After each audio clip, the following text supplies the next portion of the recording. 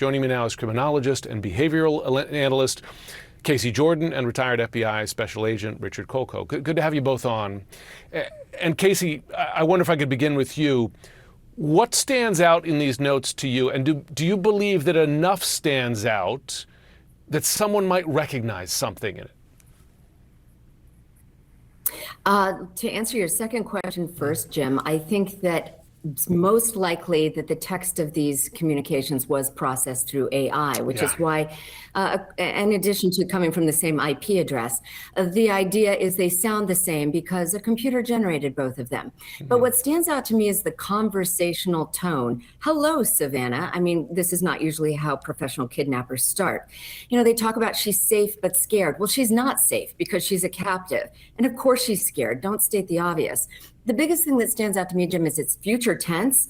We will, be holding her for 7 days. You will provide us with this. This is kidnappers, professional kidnappers speak in concrete present tense terms. Your mother will die at 6 p.m. today if you don't send the ransom.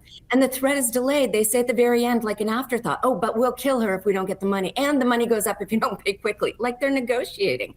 They stated easily known facts about the smartwatch and the broken lamp that anyone could have known. So I have concluded that I don't think these communications, even if they're from the same people, are from the people who are responsible for Nancy's disappearance. Well, Richard, if they were from the kidnappers, do you believe it was a smart move for investigators to release the notes? Could they generate leads? I mean, it's interesting, if they were run through AI, does that provide the possibility of another digital signature somewhere? I'm curious what your read is. That's an interesting wild card, Jim, to go back to AI and see if somebody developed this kind of note.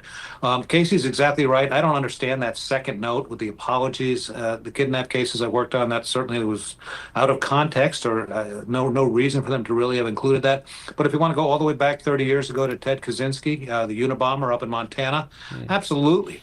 Somebody may recognize the method or the linguistics or how this letter was written. I think that's important. I think the fact that it's Savannah Guthrie, she's got the ability to bring this back up to the front page of the news, which she should use every tool she has.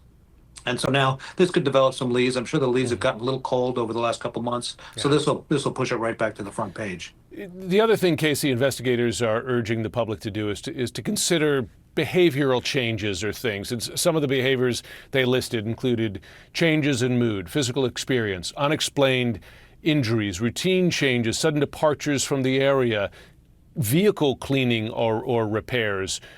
When you add that up, is that telling? Would those kinds of behaviors be telling? And in your experience, do folks looking for those kinds of things sometimes lead to potential suspects?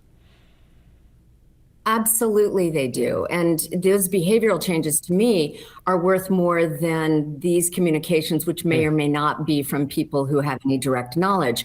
But yes, it is extremely rare that somebody could pull something like this off and still go to work the next day and behave normally to their family, their friends. I mean, it can happen if they're complete psychopaths, but it's relatively rare.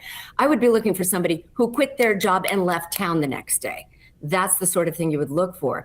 But, you're right. We're at the 6-month mark. And the further away we get from February, the less likely it is that people can remember the strange behavior. But, remember Elizabeth Smart? Her little sister, who was there when she was abducted from her bed, remembered something 9 months later, which helped solve the case. Wow. So it is entirely possible somebody will think of something that will lead us to the actual culprit who is responsible for Nancy's disappearance. Richard, authorities, they acknowledge that people who may have information may be staying silent because they have personal relationships, or maybe they're concerned for their own safety, but they're urging them to come forward. I mean, based on your experience, do people who are close to a perpetrator or perpetrators, do they often come forward, perhaps after months, after thinking about it more than once?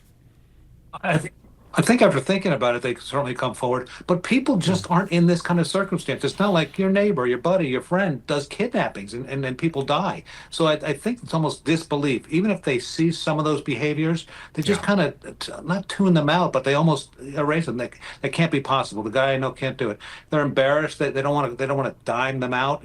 Throw somebody under the bus, as they say, if they think they're innocent. They don't want to get them in trouble. They don't want to get them. They don't want to be known as somebody who called somebody in. So there's a variety of reasons that somebody hasn't picked up the phone and made that call. But absolutely, there's no way somebody doesn't recognize this guy. We saw that video.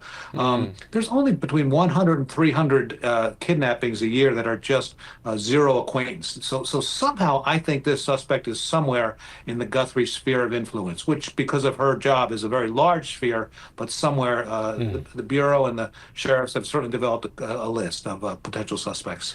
Well, that poor family, goodness, they certainly deserve some closure. Casey Jordan, Richard Colco, we appreciate both of you joining.